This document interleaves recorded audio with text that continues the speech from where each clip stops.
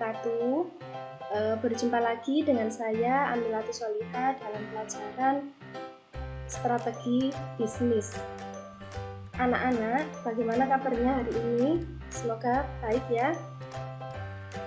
Sebelum pelajaran kita mulai, terlebih dahulu marilah kita berdoa. Berdoa menurut agama dan keyakinan masing-masing. Berdoa mulai. Berdoa selesai. Anak-anak, siapa yang tidak hadir hari ini, jangan lupa ya untuk mengisi format daftar hadir Google Form yang sudah saya share di WA Group. Materi kita pada pagi hari ini yaitu tentang strategi bisnis dan konsep strategi bisnis.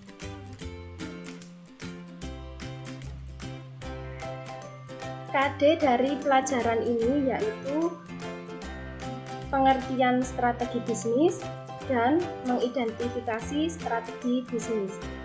Tujuan pembelajaran dari pertemuan kita kali ini yang pertama, siswa mampu menjelaskan pengertian strategi bisnis. Yang kedua, siswa mampu mengidentifikasi strategi bisnis. Strategi itu apa sih? Strategi itu pertumbuhan bisnis yang tepat merupakan kunci keberhasilan suatu bisnis hingga akhirnya bisa mencapai keberhasilan. Dengan penerapan strategi secara tepat dan maksimal, maka kesuksesan akan tercapai. Apa sih strategi bisnis itu? Strategi bisnis merupakan kebijakan dan pedoman yang menetapkan bagaimana sebuah perusahaan bersaing dalam sebuah industri, yang mana basis yang menjadi landasan perusahaan untuk membangun suatu keuntungan dalam bersaing. Itu tadi merupakan pengertian dari strategi bisnis. Sedangkan strategi bisnis menurut beberapa ahli, yang pertama menurut R. David, strategi bisnis yaitu alat untuk mencapai jangka panjang.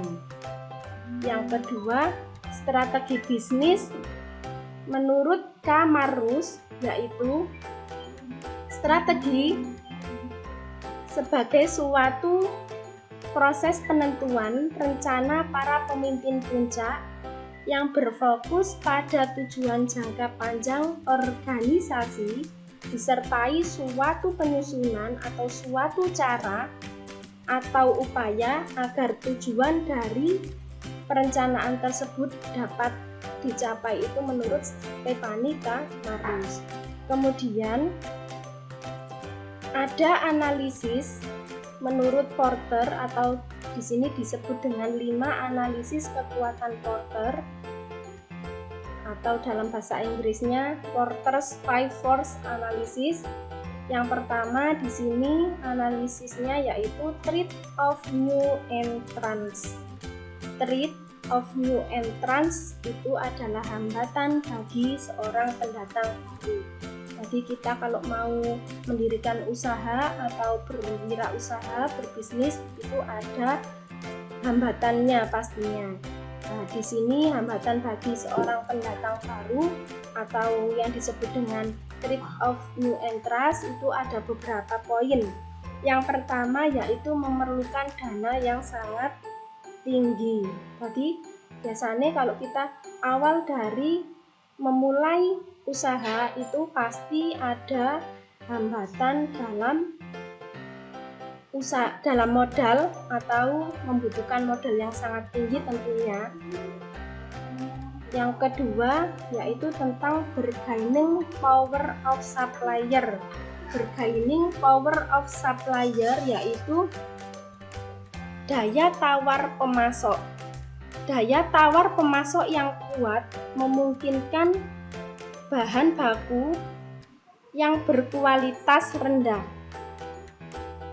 Daya tawar pemasok yang kuat memungkinkan pemasok untuk menjual bahan baku yang pada harga tinggi ataupun menjual bahan baku yang berkualitas rendah.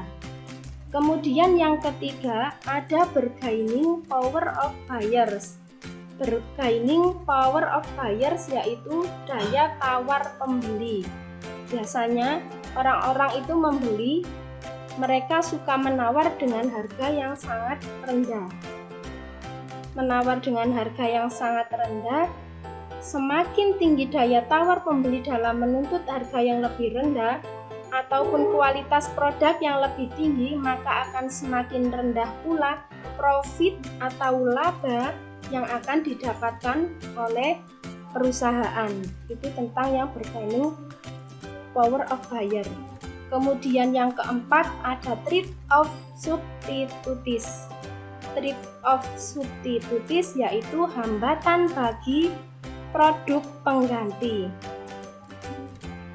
Di sini hambatan atau ancaman yang terjadi apabila pembeli atau konsumen mendapatkan produk pengganti yang lebih murah, biasanya mereka akan lebih beralih membeli produk. Nah, dengan demikian hambatan bagi produk pengganti itu juga sangat mempengaruhi keberlangsungan usaha yang kita jalankan.